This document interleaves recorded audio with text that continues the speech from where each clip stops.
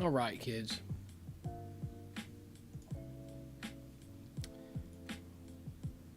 BP Hero Podcast.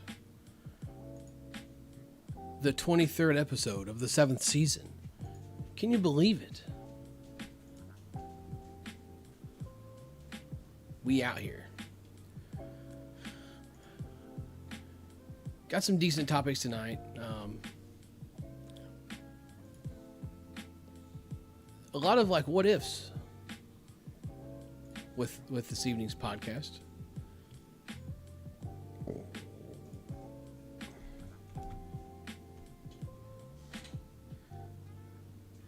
As soon as I get done sharing this post on Facebook, just like you all should, I'll get started here with some other stuff.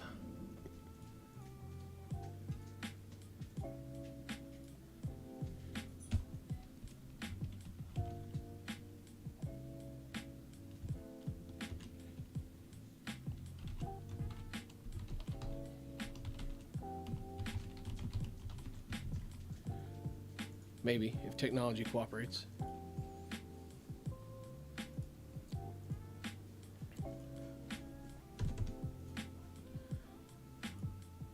Big if. What's up, John? How you doing, buddy?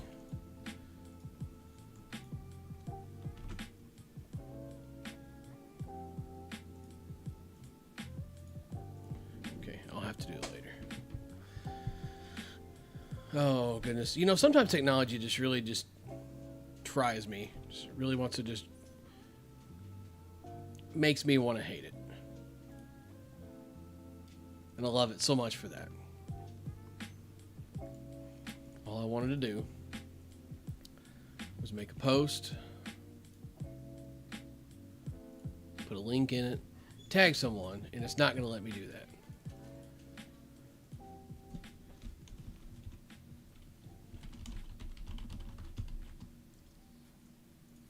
Forget it. That's what you get tonight. Okay. Jason, what's up, buddy?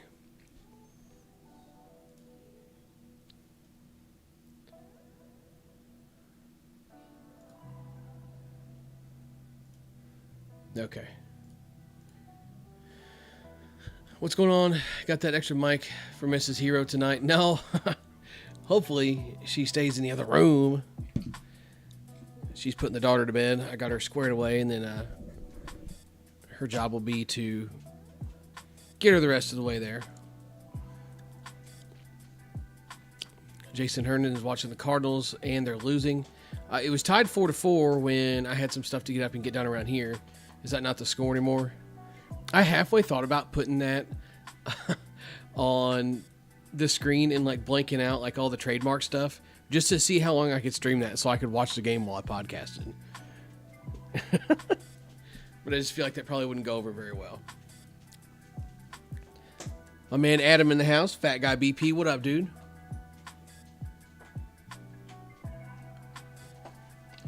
Almost hit you up this afternoon and thought about seeing if you wanted to jump in here last minute.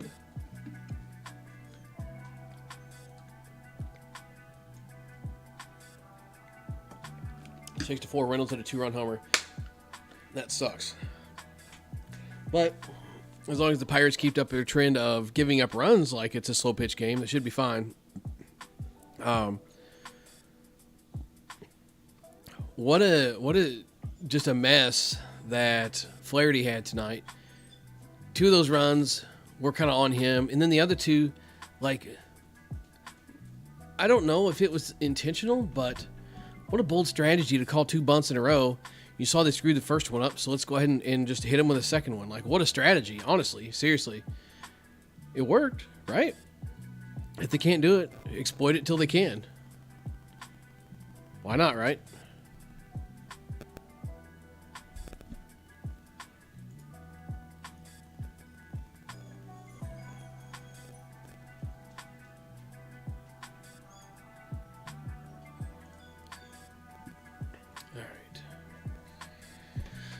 Let's see. So I'm thinking, here's what I'm thinking. Again, just give everybody a minute to get in here. You know the deal if you've listened to the podcast before.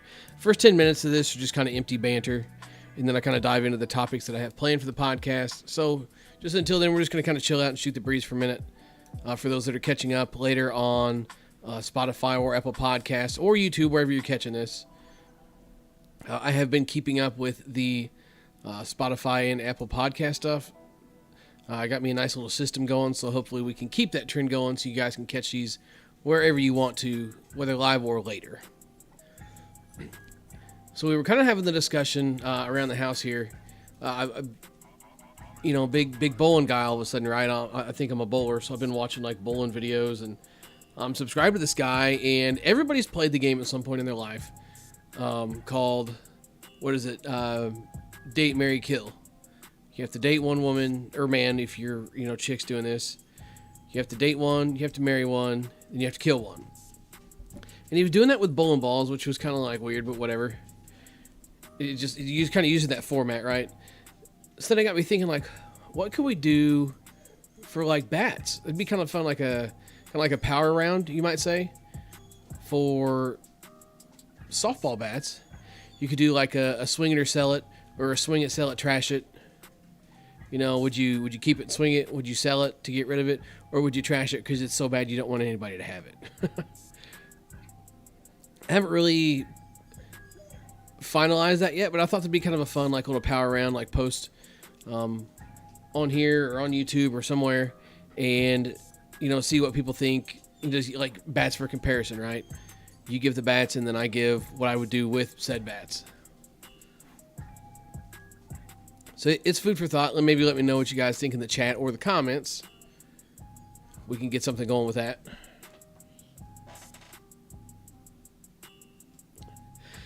And real quick, before I forget to ask, how was everybody's weekend? Actually, I got the weekend off for once. Didn't find out until like Thursday night I was going to have the weekend off. And of course, idiot ass over here said, yeah, sure, I'll play. I completely forgot until like Thursday of last week that I was like, I agreed to play softball if I had to work until basically if the tournament was still going when I got off work, I had agreed to go play because I'm an idiot, I guess. So they ended up canceling overtime at like the very last minute. Even on Friday, they canceled it on Thursday. And then again on Friday, they were like, hey, some stuff just showed up. Turns out we might be working after all. But never heard anything back, so we ended up having the weekend off. Went and played softball on Saturday. And what did we do Sunday? I think Sunday we just kind of licked our wounds from Saturday. It was stuffy Saturday. It was pretty warm. Jason, I'm glad you did at least go get to hit with somebody, right? I really wish that would have worked out. I almost thought about taking the day off just so I could get out of there and have an intruder in the house. What's up, dog?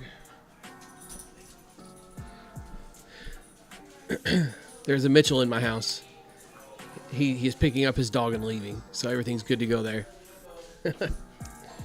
He just got done with league, so he's got his puppy dog, and like they leave him, they crate him all day at home, and just didn't want to crate him. So his wife had stuff going on, and what the hell's going on in there? So his wife had stuff going on, and he had league.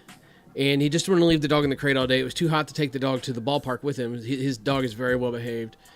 And he just kind of hangs out wherever they are. He might, wander off or go play with some kids like 20 feet away, but he does not wander. He's a very well behaved dog. But he didn't want to take him out there and expose him to the heat. So he brought him over here to the house, play with my dog, and kind of hang out here at the house. The kids love him. My wife loves him. So it works out. Excuse me. Oh, what's up, Dennis? How you doing? Hey, did you hit any dingers with the Combat Avarice last night? Tell us.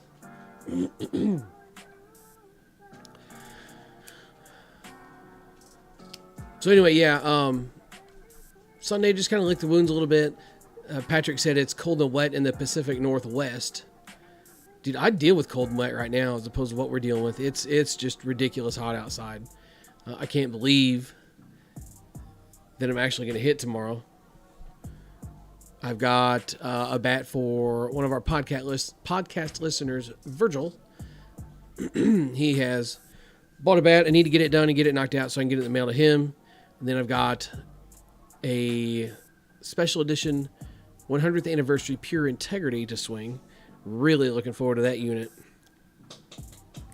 So we're going to try and knock those out tomorrow. Then I got League at 6:15. Got a couple stops to make after that. So it'll be a busy night tomorrow. Maybe we'll vlog, maybe we won't. Jason says it was miserable on Sunday in St. Louis weather-wise. Yeah, it was miserable in Salisbury. I don't know. I know you probably don't know where Salisbury's at. Salisbury's like Podunk, right? It was miserable there. Like it was like high 80s, low 90s, but the humidity was like 70 or 80%. And for once, the wind wasn't really moving around. The field that we play at there in town, the wind usually kind of swirls around. Honestly, it usually blows out. But dude, it blew for maybe 5 minutes the whole day collectively. It was miserable. And that field is really dusty. And just sometimes feels like that just make it seem hotter because everything is dusty and sticky and dirty and like, blech. Like I took home, I went home and took my socks off after we got done playing. And I was like, damn, like I got a hell of a tan line. And it was like a really hard line. And then I realized it was dirt. Like that's gross. All the sweat, all the loose dirt and everything on the field. Bad news for sure. But we got that W. The supplied bat tournament thing went actually really well. Q did a good job running the tournament. And he won his own tournament. What? It had 4 teams. And had he not put in a team, there would have not been a tournament. So it worked out. Got to hang out, catch up with some friends, had a really good time. And the supplied bat thing and the supplied bat ball thing went really well. I was kind of surprised. I figured there would be a couple teams there. Just based on the fact that they do play some softball, that they were going to have a fit about, oh, we can't swing our bats, or we want to hit our bats, or, you know, this is crap, we want to use our stuff. But there was none of that. And I think part of that might have been a contributing factor of it's new stuff. There was some older stuff there, but I mean, a majority of it was like newer stuff. I had a really good subscriber that has sent us a handful of bats I'm going to do some experiment with here. If I ever get caught up with life, like you're going to be like, whoa, he did that to that bat kind of thing. Like we're going to do some science. And he sent those out to us and he's like, hey, use these however you want. I don't need them. I figured they would be really useful to you. Put those out there. Most of those ended up getting quite a bit of use actually. And I tried to make sure and use bats that were testing over like 220 or around 220 anyway. Nothing. I didn't want anything like incredibly hot out there. Just from a safety standpoint, we had a pretty good team. I'm not going to sit here and act like we didn't. We had a majority of the players on our team either play or have played tournament ball to some capacity over the years. So you got that safety standpoint kind of mixed in there along with just other teams and kind of being loose cannons and type of stuff, right? We've seen that in like some of the lower level league type stuff that, dude, sometimes you just don't know where they're going to hit the ball and they don't either. So why go out there and let these people swing rocket launchers? Like I said, everything was a modest 220-ish, hitting supplied classic in balls that honestly had been out in the heat all day, so they weren't really all that great either. But we made fun of it. We did good. I made fun of it. That doesn't sound right, but we made fun and had fun with it. I did it again. It doesn't matter. Moving on. We had a good time. Everything went well. It was a hit. Hopefully they don't expect that next year. And if they do, hopefully I've still got some bats around.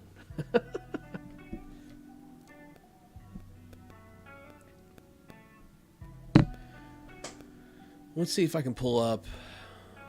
Have I sent that to anybody? I don't know if I have or not. I'm just going to kind of show you like what the bat closet's looking like for the BP Hero. So I keep my stuff all in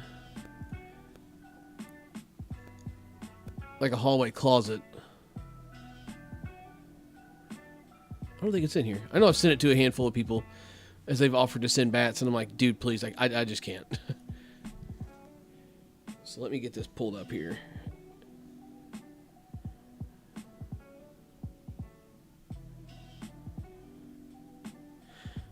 Maybe. I promise I'm trying.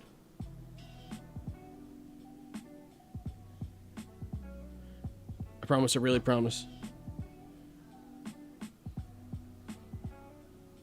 Hey, there we go.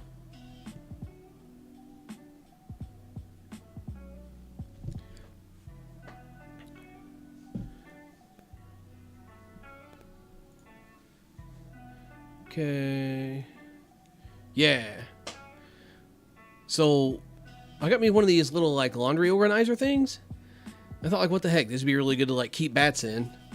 It kind of, like, help me organize and sort through what's what. Sometimes I look in the closet and I'm like, Jesus, I don't even know where to start. But at least this helps me have somewhat of a system as far as, like, the stuff that's, like, personally mine and the stuff that I still need to review and the stuff that I need to either get moving, get sent back to people, or that kind of thing. It's a mess. I mean, beforehand, it was just a disaster in there. I had bats stacked in one corner, and then bats stacked in the other corner, and all the bat boxes in between, and basically just separating everything. So glad I got it cleaned up. And this is just one of those little three-section laundry hamper things. It works really well. Like, you could put wheels on it and roll this around if you wanted to. I didn't put the wheels on it because I don't plan on moving it around. But it works well. If you have a lot of bats and don't really, like, need them specifically sorted or looking awesome for, you know, flexing on your buddies, something like this did work good. It was like $25, I think. Threw it together in 10 minutes, and at least my bats are somewhat organized now.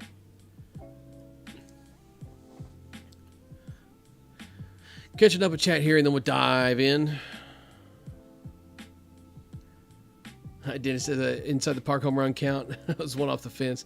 Playing a 330 field. Yeah, so yeah, that takes a poke to get it out of there. We'll take it. Anything over 300, I mean, at that point, anything extra is bonus points. And it's kind of funny you mentioned the 330 fences. So we're hitting on a baseball field for the weekend. Was it 310 in left, 340 in center maybe, and 320 in right? Something like that.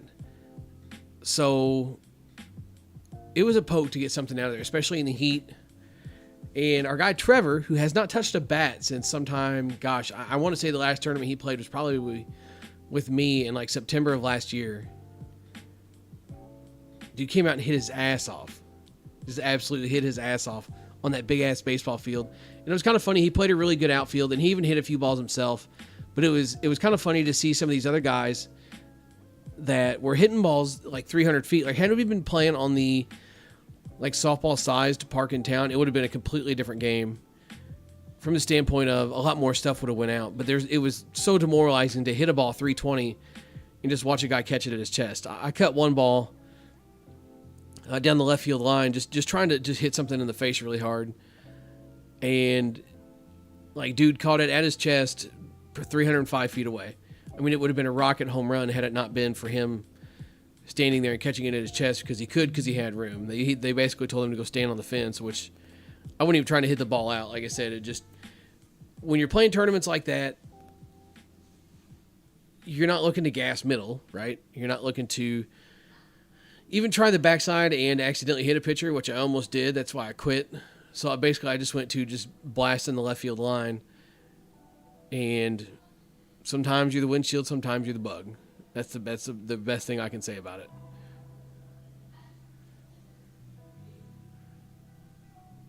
Dennis says, haven't used an older combat before and it feels good. So the combat Avarice was incredible. I remember when those bats first hit the scene, I had a Jeff Hall Mayhem, not the one that you saw in the throwback video that was shaved. I had a stock one, and thing had probably 5,000 swings on it. It was just a bazooka. And that Avarice out of the wrapper was hanging with that Mayhem. I was like, holy smokes, like we got something here. That thing was absolutely insane. So to believe that that thing feels good. I 100% believe that. Doesn't matter what ball you throw at it. Doesn't matter the conditions. It's just going to hit a ball hard. Patrick asks, what's the best golf launch monitor that could also be used to measure batted ball speed? I honestly never thought about that. What would keep a person from doing that? I mean, I've always seen people using pocket radar, which I'm not a fan of, and I do need to do more of, and I'm going to feature something on the channel soon. I hate radar numbers. I hate scale weights. It's just so irrelevant. I don't like radars from the aspect of people swing for a number like, oh, I hit 103 on the radar one time. Okay, well, how many times did you hit 103? Once? What was your average? Like, tell me your best 5 swings. Don't tell me that one number you hit that one time. Tell me what you can do on a consistent basis. Like, swinging for a number on a radar doesn't tell me anything. I could just completely swing out of my ass and probably put up a decent number for me. But I'm thinking like consistency, right? Would you rather hit 105 one time, or would you rather hit 100 even 5 times? And I'm not saying 5 times in a row. That's just absurd. But I'm saying, like, would you rather have your average closer to 100, or would you rather hit 105 that one time? You know? Adam says they make a radar that's used for both. Man, I guess I've been living under a rock. I've been trying to get out and like branch out and kind of interact in these Facebook groups a little bit. Dude, it's a tough crowd out there. It's a tough crowd. Like, I'm always one for like laughing and giggling and having a good time, right? And there was some post some guy made. He was selling a bat for $800 and ends up deleting the post. And then somebody later asks, hey, did that bat sell? And what is it? The guy said something, it was just kind of just banter going back and forth whether the bat sold or not. And then this guy chimes in and defends, like, who cares if it's sold or not? If he wants to buy it, he can. If that person has that kind of money, then they can do that. And I just made the joke of, you're awful defensive. Are you the one that bought it? And he immediately fires back. I could have bought that bat if I wanted to, but I just didn't. I'm fine with my $250 new and wrapper bats. You don't want to try me. I'm just like, holy shit, dude. Chill the fuck out. Like, seriously. That's why I hate Facebook groups. Maybe I should just make my own Facebook group. Yeah, Jason knows what I'm talking about. The monster tripping. Like, I almost want to pull up what this dude just fired off back at me. Just because it was just, like, so ridiculous.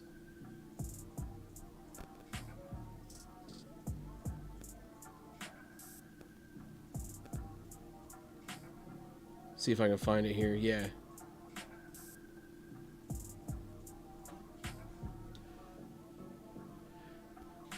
So I said, you're awful defensive. Did you buy it? He says, you couldn't be more wrong. If I had that kind of money, hell yeah, I would buy it, but I don't. So I won't. Your words say you're jealous too. All good though. I'm fine with my $250 bats. I could go on. Please don't make me. Like, dude, get out of my face. Like, are Facebook groups that serious that like everything is a dick measuring contest? I made a joke and you just flew off the handle about it. I even said, like, hey, look, like, I was just joking, dude. Like, I was just trolling. And, and then later on went to add, like, if he's got $800 to spend on a bat, let him spend it. At least he's not blowing it up his nose with drugs or something, right? And then I said, hell, maybe he is blowing it up his nose on drugs. Because chances are, if you can spend $800 on a bat, you probably got some money to waste on some drugs too. But just, dude, don't be so serious. Maybe we should start like a no BS BP Hero Facebook group.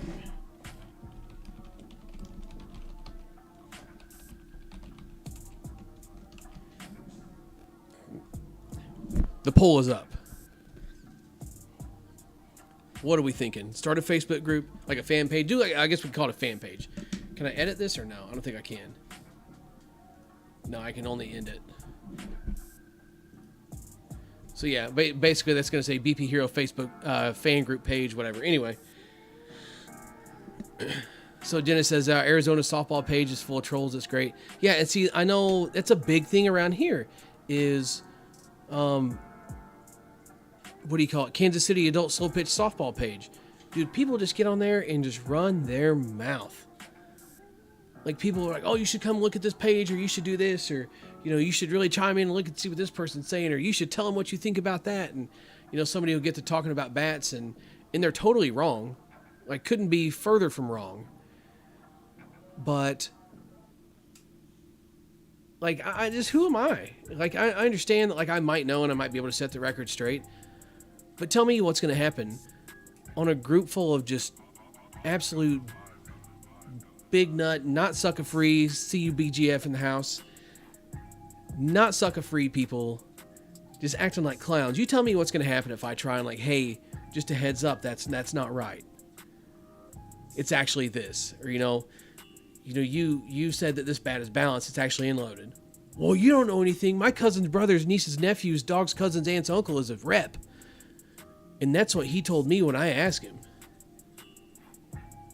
Dude, stop. Quit. Just stop. People wear me out.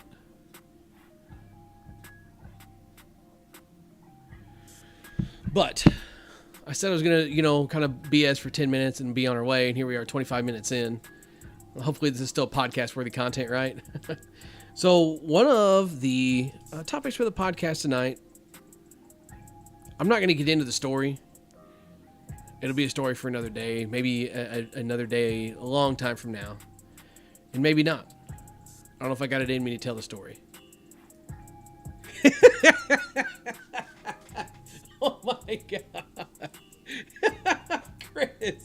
Chris, stop it. The white worth toxic is better than the green. Average J. Dude. Oh my God. That, oh man, that made my night right there. I will never forget him going on about that. Any of my softball fans, guys in here, remember that? No doubt. The average J was something else, and that white toxic he thought was just a godsend.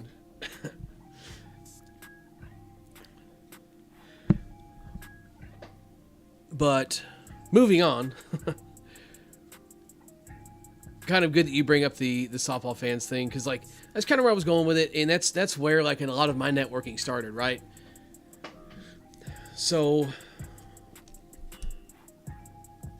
sometimes the friends you make along the way are more important than the game of softball. And it's kind of crazy how softball can lead you down different paths and can like end up changing your life, right? So through softball fans, honestly, I'm not sure if I would have still played softball when I got back. I left, took a work transfer to down south. I left mid-Missouri on a work transfer. They were really short-handed, where they were asking for people at. We were laid off here. I saw an opportunity to get out and make some money and really put my family in a good position, so I did. And I just started getting involved in the softball fans, right? So kind of chiming in, posting here and there, and turns out I actually ran into a couple of buddies of mine that were local on softball fans. And then I get to Alabama is where I ended up, Birmingham, Alabama. And I posted just like, hey, is there anybody in the Birmingham area that plays softball? Just moved here, I'm looking to play, take some BP, do whatever. And ended up meeting a guy down there. He responded to my post. And dude, I'll never forget it. The first time this dude comes to get me, he's like, where you at? And I told him where I was. And he says, oh dude, like I actually live like 5 minutes from there. And no joke, he did. And dude, he had a Ford Lightning, not like one of the new ones. I say new. This was one of the new body styles, not the square body, but one of the newer ones with the 5.4 in it. Now I remember thinking like, dude, what is this? Like, is this real life? Like this dude just comes and picks me up in a Ford Lightning, and here we are. He's had like exhaust and a intake and a pulley and everything on this thing. The truck was just wicked. I'm thinking like, is this a dream? Being a car guy and him picking me up in that, I was like, this is it. I've found paradise. So he and I ended up making pretty decent friends while I was down there. What's up, Q? How you doing? And we hit a lot of BP. Played a handful of tournaments. ran into some other people along the way, just kind of in a network of things, right? And I don't talk to him very often anymore. Maybe honestly, like once a year, he might comment on something of mine, or I might comment on something of his. But if I picked up the phone and called him, he'd answer. That's just kind of networking, things like that. And then when it comes back to like the local level, there's so many people that I wouldn't have met if it wasn't for softball, and really good friends that like, even I know for a fact that if I quit playing softball tomorrow and they did too, it would, we would still talk. We would definitely still talk and be in communication. And there's all kinds of guys like with CV Laws in the chat here. That's my guy, Ball Go Far from Softball Fans. Known him for years, good buddy of mine. We talk on the regular. We got Gio. Gio's always in the chat here hanging out. Always talk to Gio when I see him at the ballpark. I really enjoy Gio's company. You know, Gio is always a phone call away. You got Snacks. Snacks is a really, really, really good friend of mine. You got Matt Allen. Just the list goes on and on of people that you meet that you realize, like, this is softball, but like it's bigger than softball, right? This is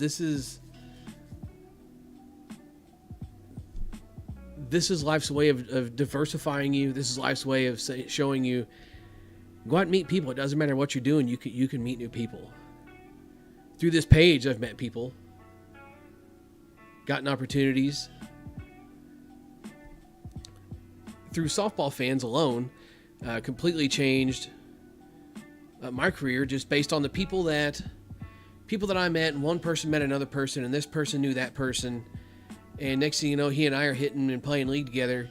And I was not in a good position personally with the job that I had. I was just dying to get out and do just about anything. And he says, you know, where my wife works and where I work, they're hiring. You know, put in an application, see what happens. And that's how I ended up at 3M. And I've never looked back. I'm not going to get into like specifics, but when I say I took a hefty pay cut, I took a big pay cut to start a new career, start over, have a regular schedule. And I could not be happier. I've never looked back. Not one time have I thought, see you, Chris. And not one time have I thought, man, I wish I had done this different. But it's the connection of softball that keeps all this stuff going, right? It's just crazy how it all works. I'm friends with people now that I thought I'd never be friends with. I remember when I first met Brian, my BP partner, the big, tall, skinny guy, Brian, Greg, whatever you want to call him. You know, I hated him when he first kind of hit the scene and started playing and that kind of thing. I was like, man, I can't stand this guy. Screw this guy. I can't stand him. I couldn't, like, just this side of him annoyed me because he was that co-ed try-hard guy. Hit the ball and then run until the ball's in front of you. And if the ball gets in front of you before you get to the base, just get in a pickle and let him throw it away and then just run some more. That's how him and his buddy, who he and I, we actually met. His name was Orrin. He and I went to school together. I went to vocational school together. And we kind of known about each other for years anyway. We went to vocational school together and made buddies and everything. And then just because we still got to talking about softball, he's like, yeah, I wouldn't mind playing and this and that. And ran into him at the ball field. He was out there with Brian playing softball.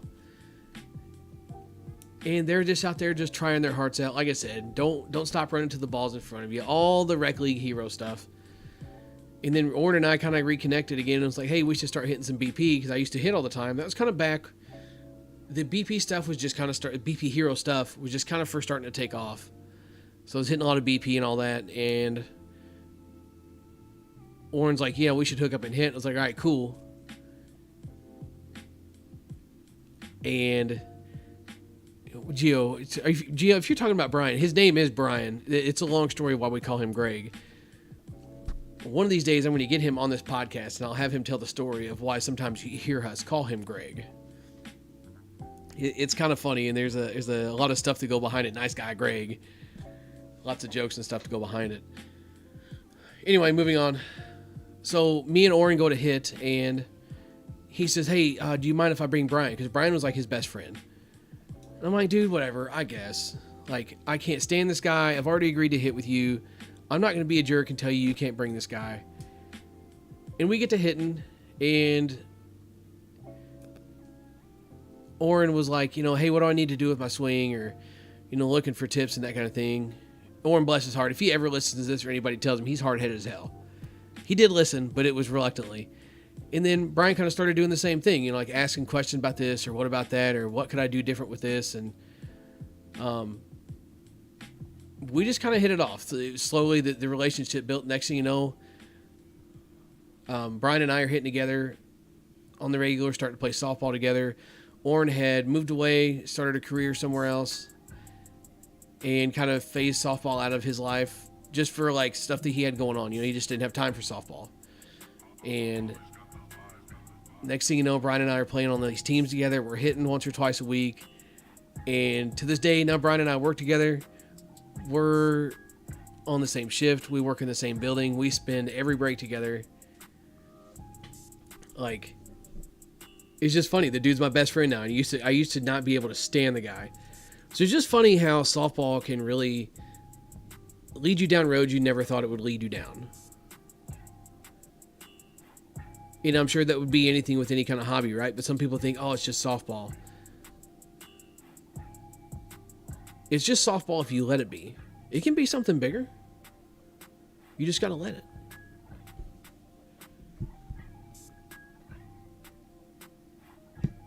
That's ultimately the bottom line. Be thankful for the friends that you make along the way, and never say no to an opportunity when it feels like if it's too good to be true. Potentially it is, but it's worth trying. It's worth seeing, right? You just never know. Getting too deep. Moving on. The cost of business. Real quick, just catching up with the chat here. Let me do that real quick. Mitchell just came here to see who broke what bat. All I get is Sappy Hero. So you need to go subscribe to Batflip BP, and you'll know what bat broke, and you'll know whose bat it was. Gio says it was breakfast at Jesse's house prior to the snowball tournament, bigger than... Yeah, dude, there was breakfast. There was... that whole deal. That whole weekend was an absolute blast. We had so much fun. We had that big break, came back to the house, played video games. Like, we looked like a bunch of little kids huddled around a TV. Softball gave us that.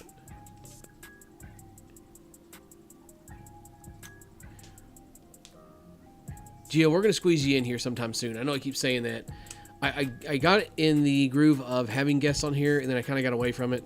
But I need to get that going again. So we're gonna book us something real soon. Hugh says, if you told me 5 years ago that Brian and I would be good friends, I would have laughed at you. Yeah, really. I mean, hey, the same thing goes for you and Mitchell, right? I mean, you and Mitchell didn't even get along. And, look at you now. 2 peas in a pod. Well, I mean, Mitchell's the pea in the pod, and I think we're all trying to push you out of the... Anyway. Let's talk about the cost of business. Yeah, Q, I will not let you on the podcast. Nobody's ready for those issues.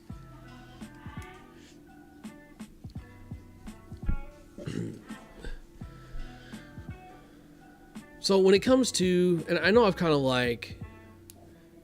talked about this a little bit, but let's really talk numbers.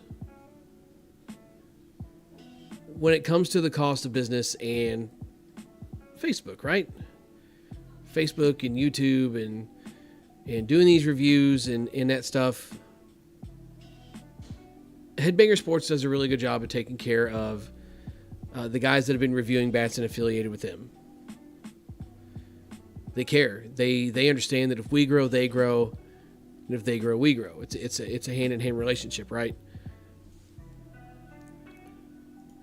But at some point, you can't just expect to rely on them for everything. They're not going to hold your hand every step of the way. You're going to have to go out and branch off and do some stuff on your own. And it's just kind of crazy to think, this stuff costs money. And we don't really make a lot of money. But it's the cost of business. And you have to understand that sometimes you got to spend money to make money. Like buying bats to review them. You got to spend that money so you can make the revenue back in... Sorry, squirrel. I'm hearing something going on the TV. You've got to spend that money to make the revenue back in your YouTube revenue, whether it be making bat sales, being in the situation that I'm in, or somebody like Adam is in, or somebody like John is in. Because those things also happen, right? So it's no secret, you make a few bucks on a bat sale. When I say a few bucks, I mean like a few bucks on bat sales. And I just take that and put it right back into the channel. There is a very small amount of revenue I make from the channel. I take that and put it right back in the channel. It's in its own separate account away from my personal money, my family money. And that's basically what I use to kind of float and support this hobby. One thing that's really kind of put a damper on things, especially here lately, is one, used bat prices have just been so weird. So weird in the fact that new and wrapper stuff sells for insane money and everything else really doesn't, because if anybody wants a bat, they just go get in a raffle for $10. That sucks. And it makes it hard to sell stuff too. And when it comes to, say, I buy a bat, I review it, you have to understand that you're willing to lose money on a bat. On average, I try and set myself up to, with shipping included, honestly, I'm losing $40 a bat. And when I say now, not every one of these, again, Headbangers help me out with some of this stuff along the way. But if it's something that I've paid for with, I won't say my money, I'll say the channel's money, then I kind of set the bar at losing $40 a bat. And I don't make that back most of the time, but it's just like what you're willing to lose, right? Like I said, the cost of business. It's what you're willing to lose, but again, you're losing $40 a bat. Well, if you turn around and sell 2 or 3 of those bats, you're chipping away at not losing that money. You make a smidge of revenue from the views, you're chipping away and not losing that much money. Now, I'm not really making money, but I'm not losing money at the end of the day. But what stinks is stuff like I buy a bat, and now the shipping cost has really kind of screwed everything. Because now I have to tack an extra $15 on. Sorry, squirrel, I'm reading the chat. Adam says, my problem is bats. Bat I swings at 27, and it's hard to make a decent turnaround on 27s. 27s definitely makes it hard. But I can't commit to 26s for a multitude of reasons. The 26s definitely do sell easier, I will say that. Especially when it comes to buying stuff that I know will sell quick if it's a lighter weight. I will kind of sacrifice on that. I like the Monster, the Sinister, whatever it was. Hated that bat, but I knew it would sell. I knew it would sell in a 25 ounce. And there has been a couple others that I'll go 26 ounce on. But for the most part, like I said, I'm willing to eat a little bit of money, and I understand that the 27s also makes that hard. But now we got to tack on an extra $15 surcharge to every bat that we're losing money on. So now I've gone from losing $40 a bat to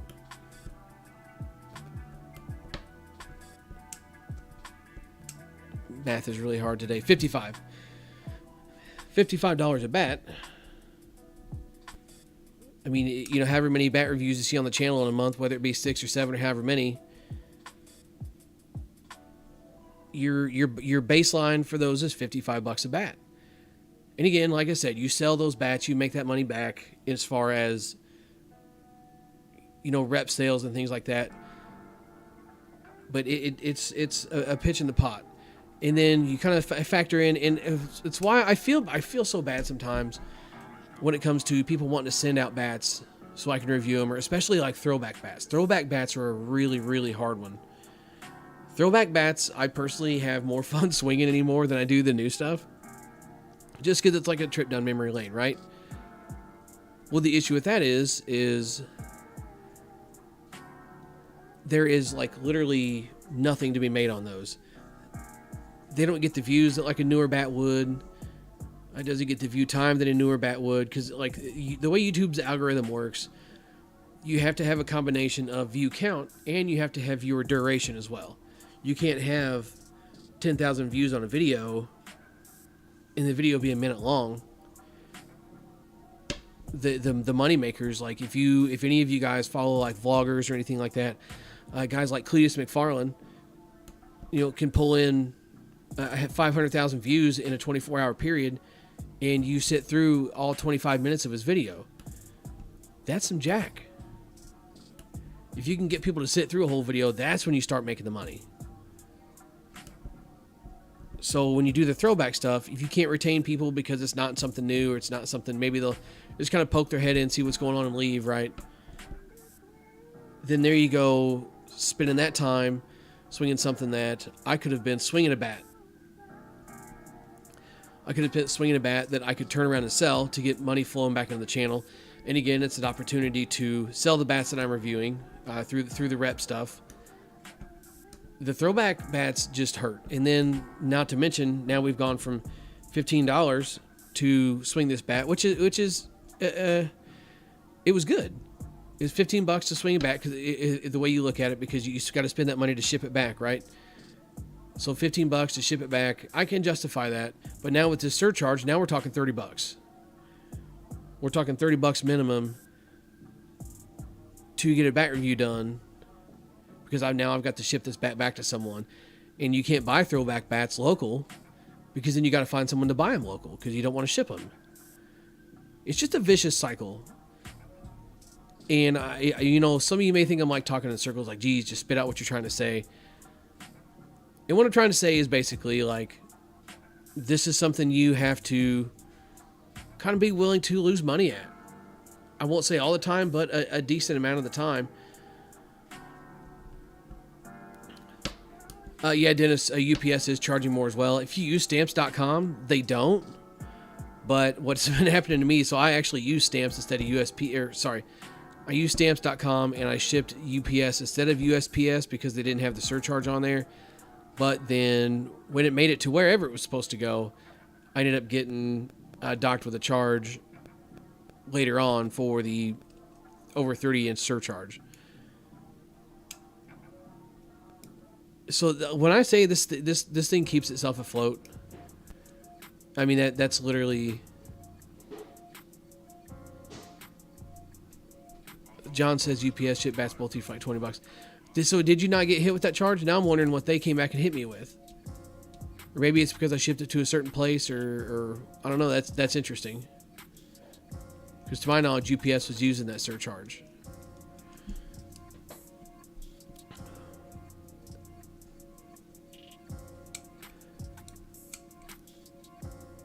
Sorry, I'm getting caught up with the chat here.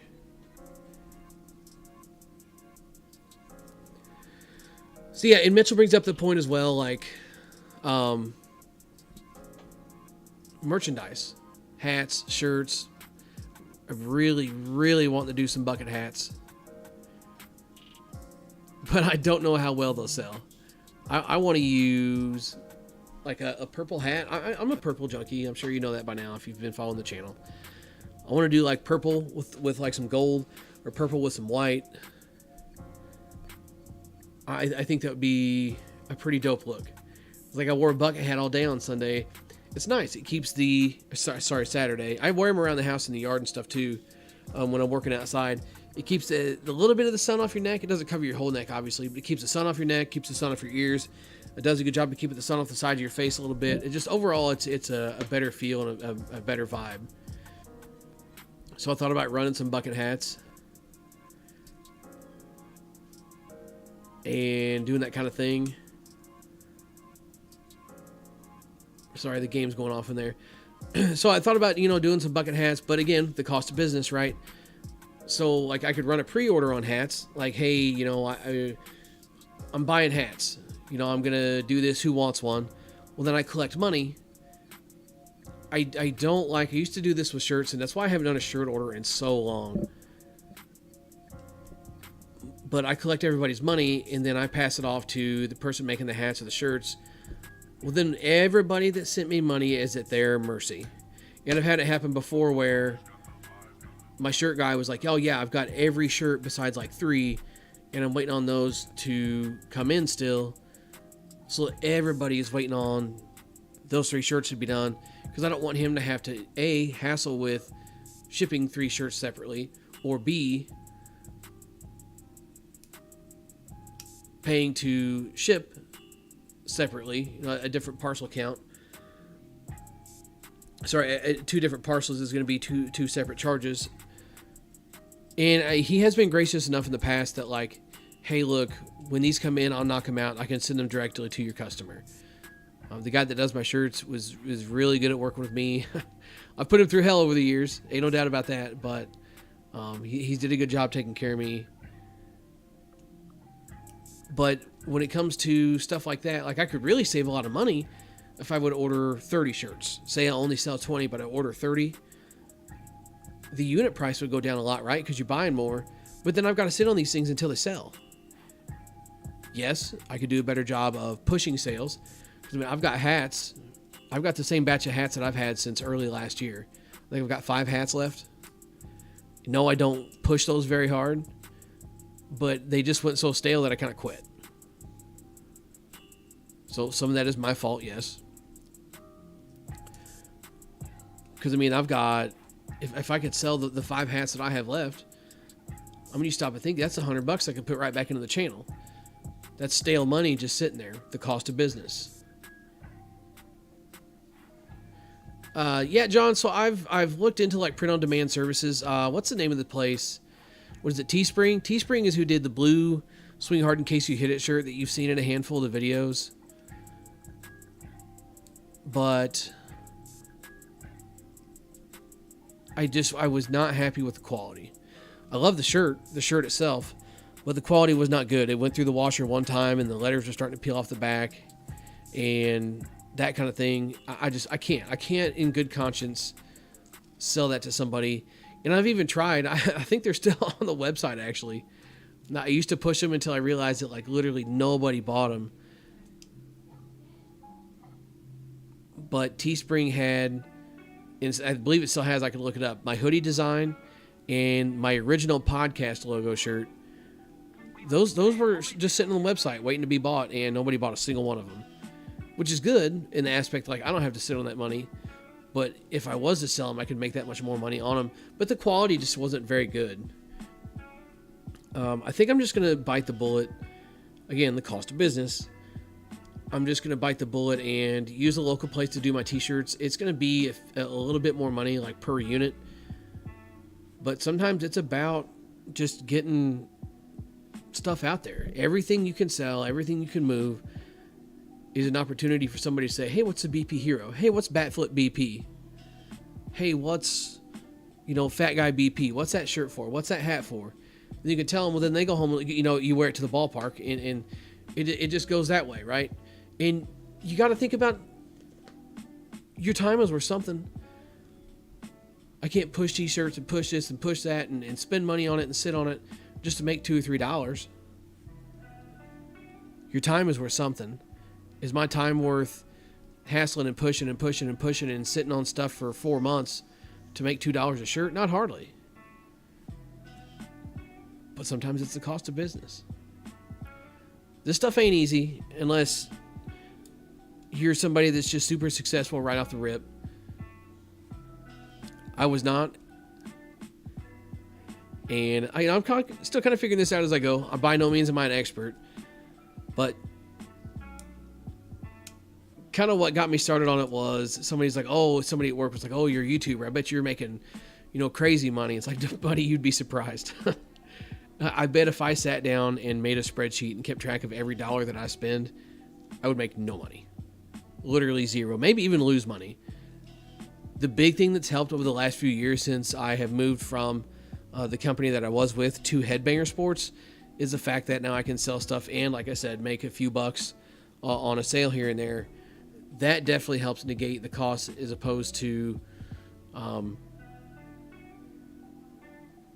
just, hoping the next, YouTube check comes in and I can burn it up until the next stuff arrives. Yeah, Jason, you're right. Time is money. And that's like I tried to do the Patreon page, and I understand that now I understand there's a lot more behind Patreon. You can do like Patreon exclusive subscriber stuff, where if you're a member of the Patreon page, you can see exclusive content. You can see stuff early. We can have conversations. You can ask me questions. There's all kinds of different stuff you can use Patreon for, besides just a source to pull in money. But I tried for a little bit. People were reaching out and saying, "Hey, I got this bat you could try." Well, man, listen. In a roundabout way, when the shipping charges the way they were, which sounds like I need to do my homework. Maybe UPS isn't making those charges, but with shipping prices the way they are, with the surcharges and everything involved, like you and I together are going to spend $60 for me to review this bat. Even if you just were willing to just throw half of that money at a Patreon donation, for every person that I have to turn away for one reason or the other, when it comes to wanting to send bats out, even if they just took half that money, threw it into a Patreon, I could review every bat they're wanting to see and more. And it wouldn't be their bat getting beat on for my benefit. I understand, some people say, "Oh, swing as much as you want. I need it broke in." I get that, and that's cool, and that's fair. But if that bat breaks, in good conscience, I can't say, damn, sorry about your bat. It's no big deal. And feel good about it. I know I've done that recently, and I will find a way to pay that man back for breaking his bat, even though it was under warranty and everything else. But I don't know. It's just a weird space. It's a weird space to be in right now, especially being a small fish and not a very big market either. That doesn't help. But it seems like everybody's here for the shit happens topic. Now let's talk about it. John. So I sent out a few bats. I say few, it was 2 bats. Sent out a couple of pures to our guy Batflip BP. And real quick, you already said oops. I'm going to stop this right here and say, if you're not subscribed to Batflip BP, or if you are not subscribed to Fat Guy BP, stop what you're doing. I'm going to give you... No, I'm not going to give you any time. You can just close the video and go do that and come back. Go subscribe to their channels. They're awesome guys. They make good content. And we got to all help each other here. I stand behind their content. I stand behind what they're doing. I believe in what they're doing. Go follow them as well. You have to. It's the rules because I said so. So trying to do what I can. Trying to do what I can to help everybody grow, right? I send John a couple of bats because he and I were having a conversation. Basically, he doesn't do a lot of U-Trip stuff, and I was like, well, that's fine. Like, I got some U-Trip stuff here that I got a pretty good deal on. I don't mind sending out, so you can review it, do your thing with it, because it's an opportunity for content, right? We look for content opportunities. That's what we'll start calling some of this stuff, content opportunity. And he gets them, and what I sent him was the Pure Indium 1 and the Indium 2. And when I reviewed the Pure Indium 1 last year, it was a good bat. Hit well, felt good, checked all the boxes.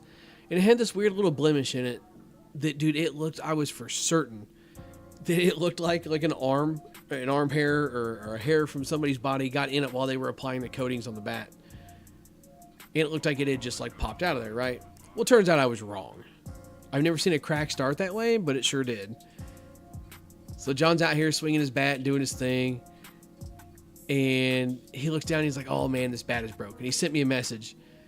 And it was a picture of the bat. He says, "Hey, you remember that spot on that Indium 1? And he sends it to me, and it's bad. It's shark tooth. It's not looking good. This bat is toast." And dude, listen, he's like, "Oh, I'm sorry about it. I really appreciate it." But dude, it happens. It really does. I've broken bats doing reviews before. Thankfully, very thankfully, everybody's been very understanding. And I've done what I could to take care of those people that do send me stuff and then have it break. But A, that's the cost of business, because you're going to have to pay to replace that or do what you think is morally right. And B, shit happens. It really does. You're going to have to expect that. Okay, Eric, I'll check that out here when I get down to the podcast, buddy. So yeah, it's kind of the cost of business. Shit happens, like all lumped into one. But then that got me thinking, like, what about these guys that go to league? And I've seen this happen, and you see it on the softball pages and everything else. You know, this guy at league broke my bat, and he won't pay me for it. Okay, well, how many swings did he put on it? Well, he's just been using it in league, but my bat's the only bat he uses. Okay, so he put like 20 swings on it so far this year? Well, yeah. And you put how many on it? What's my BP bat, but I use it for games sometimes too.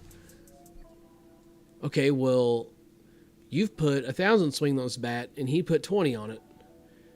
But you expect him to pay for it when it broke, when you've put 98% of the swings on it? Shit happens. Move on.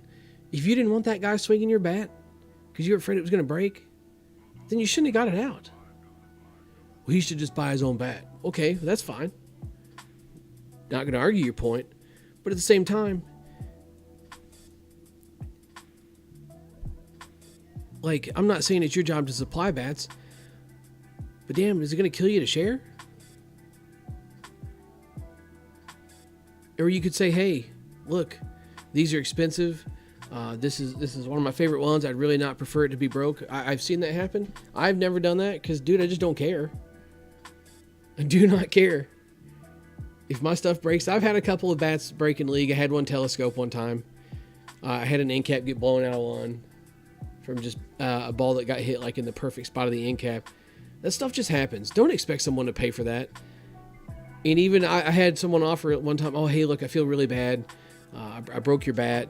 Let me pay you for it. Like, dude, don't worry about it. It was a no return. Sorry, it had a return, but the receipt was expired. It doesn't matter. If I didn't want you swinging it, I shouldn't have put it out there. And it's just a case of shit happens. It's going to happen. Somebody's going to borrow your bat. Even golf clubs. I had a friend of mine let his buddy, who has golfed maybe like 10 times in his life, and he's 40, borrows golf clubs. And then he brings it back to him and says, hey, man, the head came off your driver. He's like, the head came off the driver? He's like, yeah, it just broke off. You know, I just went to hit the ball one time, and the head of the club went further than the ball. Okay, one, magically, just out of nowhere, this club just breaks. I understand golf clubs are a little bit different than bats. You're an inexperienced golfer. That club probably had some paces put through it before that head just snapped off of there. And two, just understand that, like, stuff happens, right? If someone borrows your car and gets in a wreck, I understand cost-wise, we're talking way two completely different things, but what's getting pissed at that person going to fix? And the insurance still comes out of your glove box.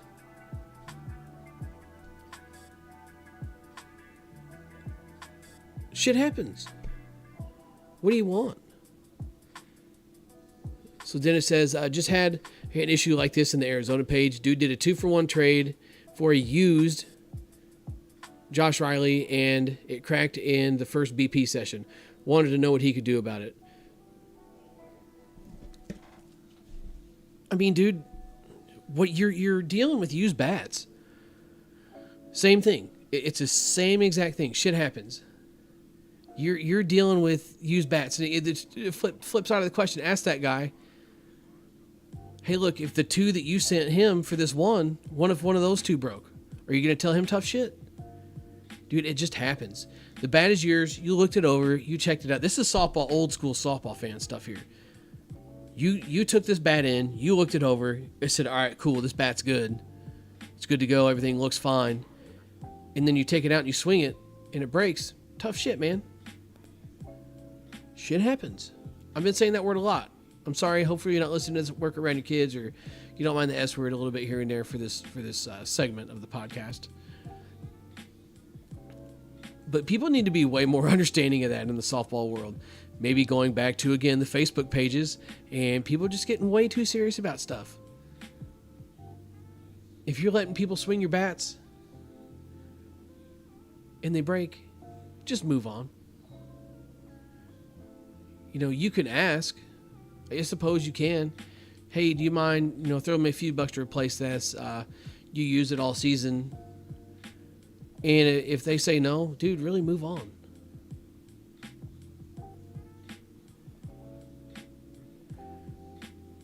Just move on. It's not worth the argument. It's not worth the headache. Put other bats out there to swing if you don't want your precious bat swung. If you got a bat that's that valuable to you, surely you got something else. And if you don't, swing something else, since you know they're swinging it too. Well, they're my bats and I want to enjoy them. Okay, well, you got a choice to make, big dog.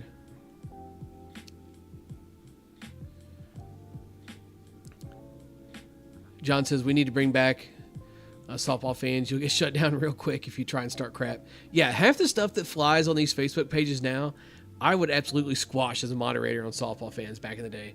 Somebody getting on some bullshit, somebody doing something stupid, somebody trying to start a big argument with something, dude. I'll lock the thread and then start a group conversation between the PMs or whatever, and like let's settle this. Let's settle this now without everybody else getting involved or getting in the middle of this. And Jason also proved another good point. Try it with senior bats; they break a lot. Yeah, senior bats do break a lot. It's a weird day and age, man. Don't be a shithead, because shit happens. It's the cost of business, and you'll make friends along the way. Right? Ain't that crazy how I tied that all back together here at the end?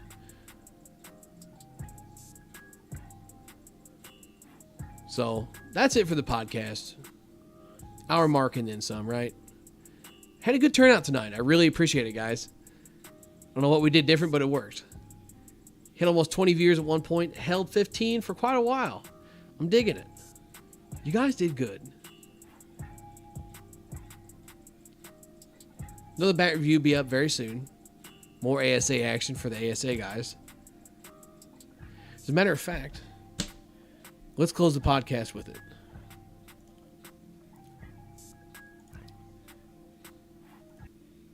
Why not, right?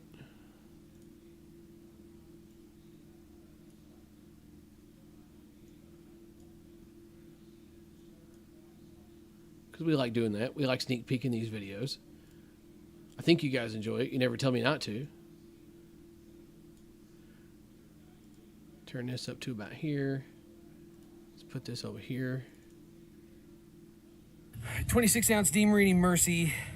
2-piece composite handle, composite barrel. Stacked composite barrel. This is linear technology, so it doesn't have any kind of inner barrel technology. Just traditional design. 13-inch barrel, balanced, 26-ounce, ASA only. Thanks to Headbanger Sports. Hit your boy up. I can get you one. Let's see what it's got. I gotta let it get closer. Say something if you can't hear it very well. All right, mother truckers, it's your boy back at you. Now, I will say that I am going to eat my words here and tell you now that these are sold out right now on the Headbanger website and at Dean Marie's website as well. I can't tell you for sure if we're going to end up getting more in stock or not. As with anything these days, availability is somewhat limited. So if you see these in stock somewhere and you're interested in one, you better grab it while you got a chance. This bat had about 100 swings on it going into our round of BP this day. And believe it or not, the wind is actually not blowing in for one. Just kind of swirling back and forth here and there. Really, it wasn't blowing at all, hardly. I just wanted to make note that it's not actually blowing in for once. Back on this old field here that you guys have been used to seeing in the last bit of the videos. 300 feet all the way around with a taller fence in left field than it is anywhere else. And I think this bat might hold a record for the most balls either hit off of or one-hopped on a fence.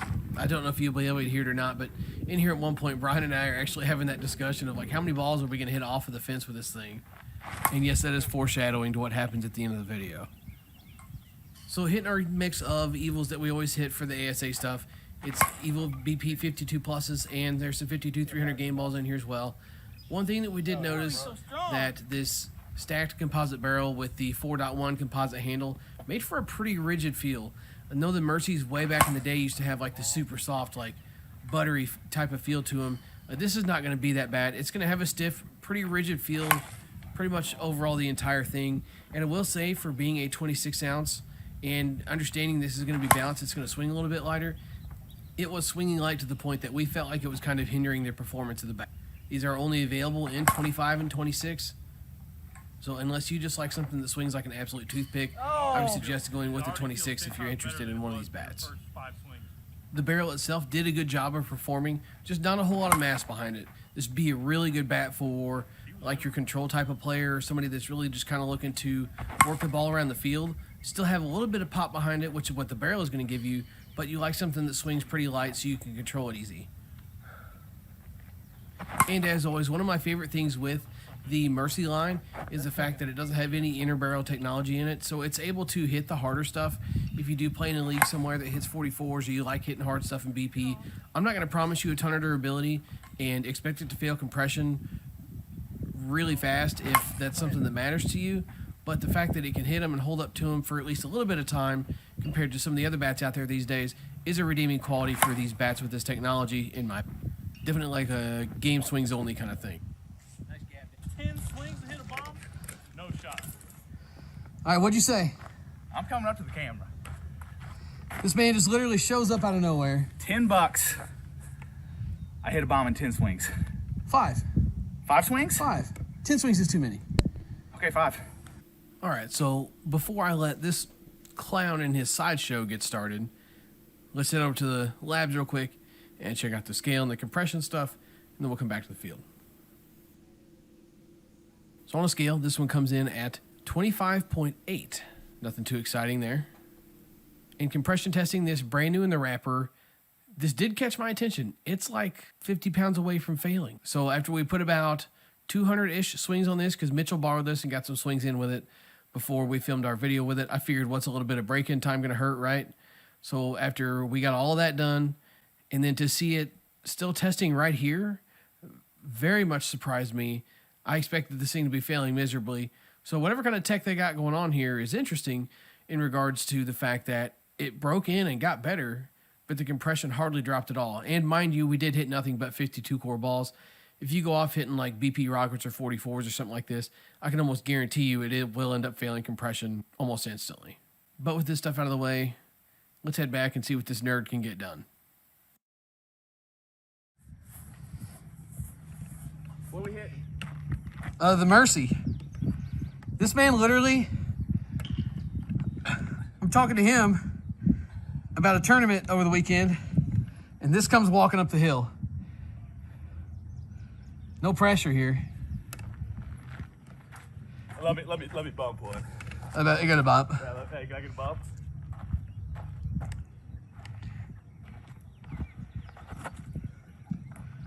Are you hitting hard stuff? 52s. 52s. Is this thing approved for ASA play? Yes. Okay. So I didn't realize this until I was editing this. I got played here. Like, he literally just came walking up the hill. I don't know how he knew I was there. Maybe he was just out cruising around and happened to run into us. He's got his damn softball shoes on. He came up the hill ready to be on some bullshit. Double. Double. Oh, no.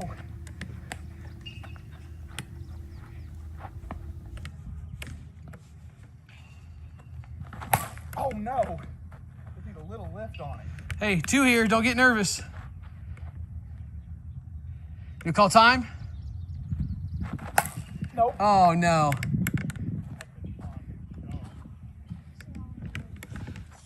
You can leave now. I did it in 4. You can leave now. Oh, now you're going to take your 5th swing. What's this one for? Double or nothing. Double or nothing. Oh, no shot. Ah! Oh, now here it comes. Yep. Hey, is this double or nothing? Throw me that long haul bomber. Hey, get out of here.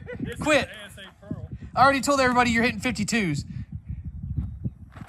Oh! For the record, I still got it, so. Right, but you Well, now what are you doing? That was 5. What are you He's doing? not a gambler. He lost his double or nothing. Oh my God. Feels good. What are we gonna do with this man? What? Say hi. What are we...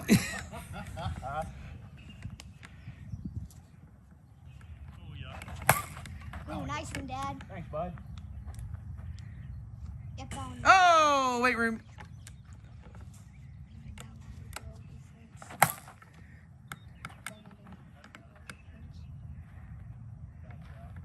All right, you're done. Out of here. Thanks for losing my softball. See you later. That's all right, Jack, and I needed something to do for the next few minutes. Yeah, because we gotta kill some time until battle. All right, so we're going to cut to the chase here. Where does this thing belong on the BP Heroes list? And I had to think on this for a little bit, but I am going to put this in the pretty good but not quite top tier list. And here's why. Just because I didn't care for this bat doesn't mean that other people won't. There are a lot of people that do have a lot of emphasis on control and aren't really worried about hitting the ball out of the park. This is going to be the perfect bat for those people. The redeeming qualities of being able to hit hard stuff, the fast break-in, and the barrel in itself that does perform well are very good redeeming qualities, but do know that you're going to compromise a little bit of distance just because of how light it swings. And if you play anywhere that does compression test, I don't know. It's funny how that I much you're complain gonna about get the out of this distance that thing we're getting out of before this you thing, really and have to Brian worry hits about it 3 balls in a failing. row out of the park. So those are all things to consider. Well, with all that being said, guys, I hope you enjoyed the video. I'm going to hush up and let you check out the end of this where I just, like, epically fail, get punked out with my own bat. So go check that out. Swing hard in case you hit it. BP Hero, catch you in the next video.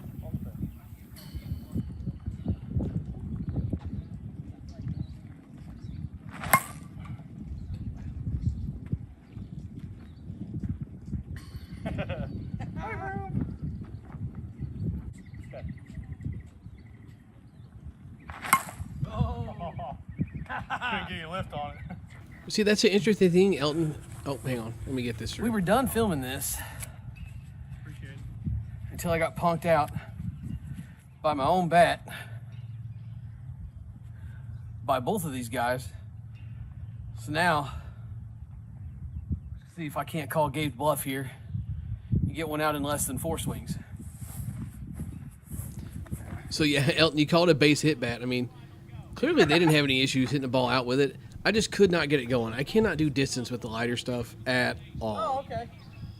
So it was just wearing me out. And even Brian is even though he's hitting balls out, was making mention of the fact that, like, there's just nothing behind it. He's literally just getting every bit of the ball is the reason he's hitting balls out.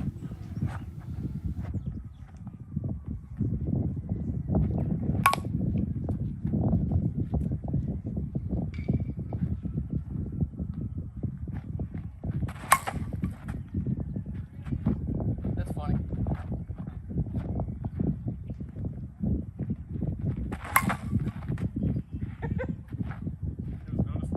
Yeah. Here. This is just brutal. It didn't matter. I was just fighting this bat so hard, and I don't even know why I did this. Looking back on this, I'm like, man, you're an idiot. But again, I have nothing to prove. I have nothing to hide. So I only left these clips in here just because the ending was like spot on. For the amount of shit that I give people, karma came full swing. Tried way too hard to hit that one out because it was a BP rocket. I'm thinking it's like if I can just fling the bat at this thing, it'll go. Yeah. That's what it is. It's just a bat.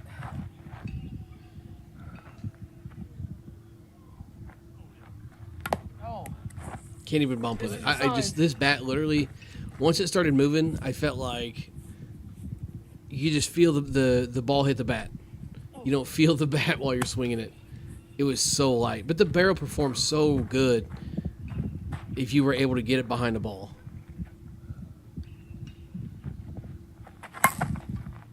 Yay! Whatever.